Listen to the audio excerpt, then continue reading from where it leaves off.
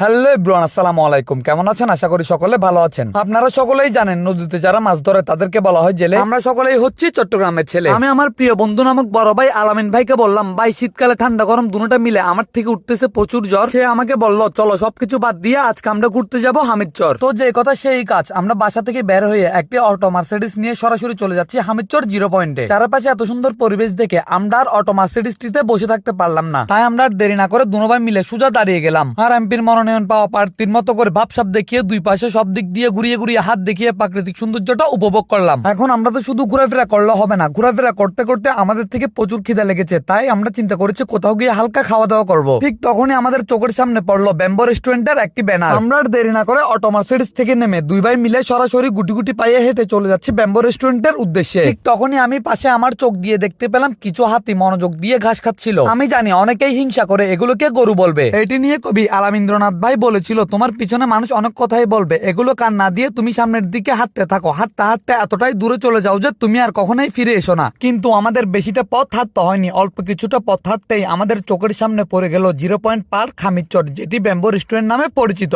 রেস্টুরেন্টের গেট দিয়ে প্রবেশ করার সাথে সাথেই আমাদের চোখের সামনে পড়ে গেল মুরগি পুরা, যাকে ইংলিশে বলা হয় চিকেন রোস্ট। এগুলো দেখেই আমাদের পানিতে জিহ্বা চলে আসলো। আমরা একটা বড় ভাইকে জিজ্ঞেস করলাম, ভাইয়া আমাদের জন্য কি কি ব্যবস্থা রয়েছে আজকে আপনার পক্ষ থেকে? ইনস্ট্যান্ট ফ্যাসিলিটি কি আছে আপনার জন্য একদম ওয়ালেস কর।